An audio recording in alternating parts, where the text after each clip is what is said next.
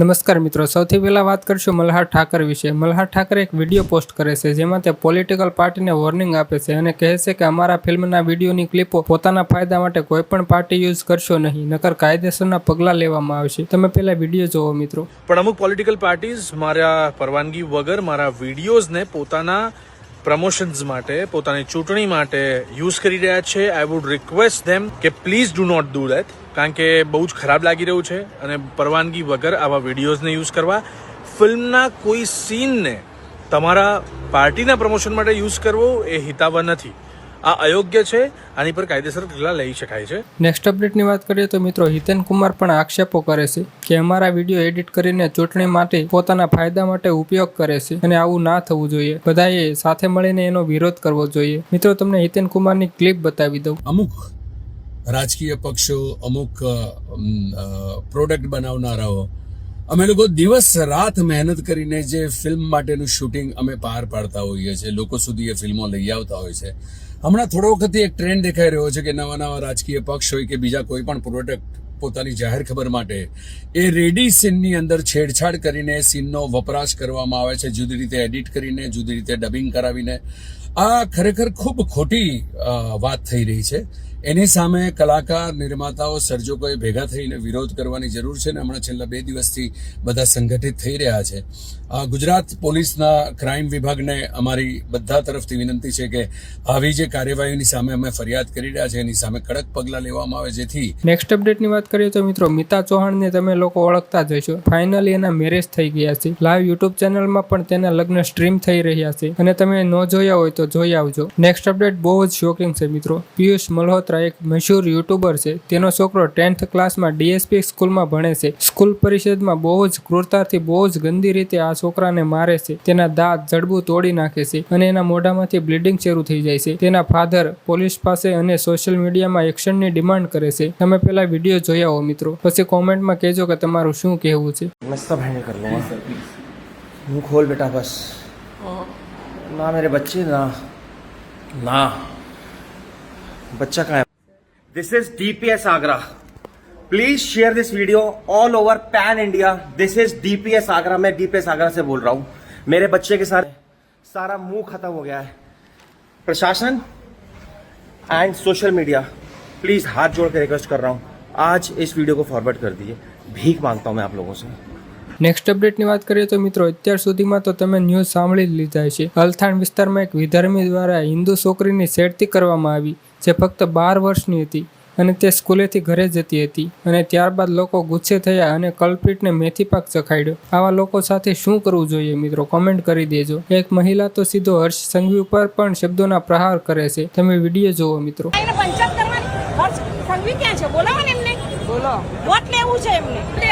ચૂંટણી છે, ચૂંટણી નહીં થવા દઈએ અને વોટિંગ નહીં ભાજપને અપાય અને સમાજ વિરુદ્ધમાં તો નહીં જ બોલીશ, પણ સમાજમાં હકીકત બહાર આવવી જોઈએ કે સમાજની અંદર બધું રમાઈ રહ્યું છે. નેક્સ્ટ અપડેટની વાત કરીએ તો એક યુઝર ટ્વીટ કરે છે અને લખે છે, એક જ ચહેરો અને એક જ નામ, પણ વોટર આઈડી કાર્ડથી 5 એન્ટ્રીઓ અને એ પણ SIR થયા બાદ. મિત્રો, તમે પોઝ કરીને રીડ કરી શકો છો. તમે તમારી રીતે જોઈ લેજો. નેક્સ્ટ અપડેટની વાત કરીએ તો મિત્રો, ઈસુદાન ગઢવી એક વિડીયો પોસ્ટ કરે છે અને કહે છે કે તેમના એટલે કે આમ આદમી પાર્ટીના સોશિયલ મીડિયા એકાઉન્ટ બંધ કરી દેવામાં આવ્યા છે અને તે ભાજપ ઉપર આક્ષેપો લગાવે છે. તે જણાવે છે કે તેના સોશિયલ મીડિયામાં લાખોમાં વ્યૂઝ આવતા હતા. ફેસબુક ઉપર 7 લાખથી વધુ ફોલોવર્સ હતા અને ઇન્સ્ટાગ્રામ પર 3 લાખથી વધારે ફોલોવર્સ હતા. મિત્રો, તમે ઈસુદાન ગઢવીનો વિડીયો જુઓ. એટલું ડરી ગયું છે કે એના ઇશારે ફેસબુક અને ઇન્સ્ટાગ્રામ ઓફિશિયલી એકાઉન્ટ આમ આદમી પાર્ટીના છે સસ્પેન્ડ કરાવી દીધા.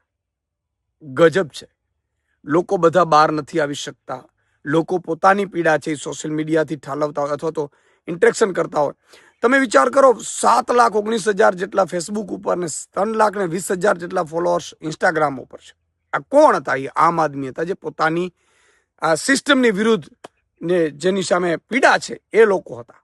ત્યારે આ રીતે સોશિયલ મીડિયા હેન્ડલ પરથી પણ જો ડરી જવું, મને લાગે છે કે આમ આદમીની આ પહેલી જીત છે કે આટલું બધું ભાજપ ડરી ગયું છે અને એના કારણે નવા ગતકડા લાવી અને કોઈને કોઈ રીતે સોશિયલ મીડિયા આમ આદમી પાર્ટીના પહેલા નેતાઓને જેલમાં નાખ્યા, FIRઓ કરી અને હવે સોશિયલ મીડિયા ઉપર પણ જોવા મળી એની અસર.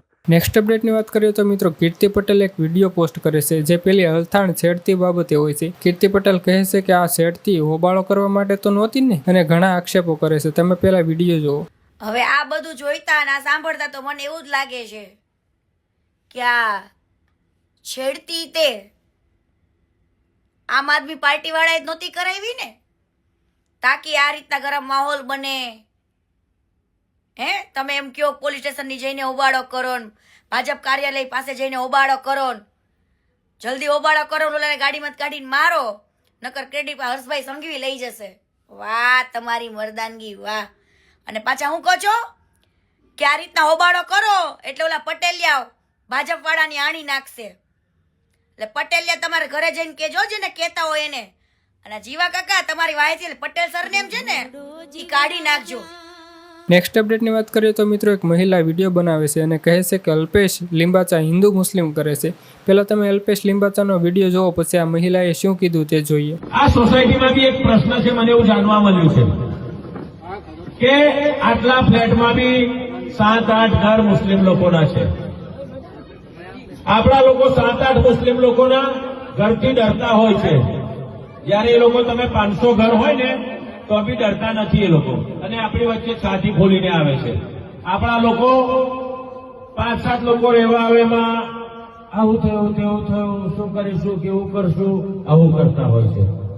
પણ મજબૂતીથી એ સમાજનો સામનો કરવો જોઈએ, સમાજની સામે પડીને લડવો જોઈએ. આ ભારતીય જનતા પાર્ટી ટીપી 13 બી અશાંત ધારાનો કાયદો લાવશે અને આવા લોકોને પાઠ બનાવવાનો. જોરદાર તાળી દોસ્તો થવી જોઈએ. હજુ વોટ નથી આપ્યો એ પહેલા સમસ્યાનું સમાધાન તમને પ્રાપ્ત થાય. ટીપી 13 અશાંત ધારાનો કાયદો લાવશે અને એક બી વિધર્મીને એક બી મુસ્લિમને ઘૂસવા નહીં દે. આ ભારતીય જનતા પાર્ટી. મિત્રો આ વિડીયો બાદ આ મહિલા કહે છે કે ધર્મની રાજનીતિ ના રમો. તમે હિન્દુ મુસ્લિમ કરીને વોટ લેવાની વાત કરો છો. બીજી ઘણી સમસ્યાઓ છે જેના પર વાત થઈ શકે છે. મિત્રો તમને વિડીયો બતાવી દઉં. અલ્પેશ લિંબાચિયા ભાઈ, સૌથી પહેલા તો ધર્મની રાજનીતિ ના રમો. તમે કોર્પોરેશનના ઇલેક્શનના પ્રચારમાં આવ્યા છો તો તમે હિન્દુ મુસ્લિમની વાત કરીને વોટ લેવાની કોશિશ કરો છો. તમે ગટરની વાત કરો, પાણીની વાત કરો, રોડની વાત કરો, એના વિશે વાત કરો ને કે 500 હિન્દુ ઊભા છે એમાં 6 મુસ્લિમ હશે, સામે આવીને ઊભો રહેશે, આપણે એમની સામે લડતા નથી. આવું બધું બોલીને વોટ નથી મળવાના. અને મોસ્ટલી વોર્ડ નંબર 1ના વિસ્તારમાં, અમારા વિસ્તારમાં આવી હિન્દુ મુસ્લિમની કોઈ પ્રોબ્લેમ નથી. તો તમે તમારી આવી ગંદી સોચ, જે તમારા દિમાગમાં જે ગંદકી છે એ અમારા વિસ્તારમાં ના ફેલાવો. અને બીજી વાત એ કે તમે એવું કહો છો કે ટીપી 13 અશાંત ધારા લાવીશું, તો સોચી સમજ્યા વગર, ડિટેલ કાઢ્યા વગર ખાલી સ્પીચમાં તાલીઓ પાડવા માટે તમે જે આવ્યું એ બોલી લીધું કે ટીપી 13 ઓલરેડી અશાંત ધારા લાગેલી છે. નેક્સ્ટ અપડેટની વાત કરીએ તો મિત્રો ભાવનગરમાં મહુવામાં 3200 લોકોએ મતદાનનો બહિષ્કાર કર્યો અને અધિકારીઓ તેને મનાવવા ગયા, કેમ કે ત્યાંના લોકોને એક અંડરબ્રિજ જોઈએ છે જેના પર ઘણા સમયથી વાત ચાલે છે પણ કાર્ય થયું નથી. બસ તો આજ માટે એટલા જ ન્યૂઝ છે. વિડીયો ગમ્યો હોય તો વિડીયોને લાઇક કરજો અને ચેનલને સબસ્ક્રાઇબ કરવાનું ન ભૂલતા.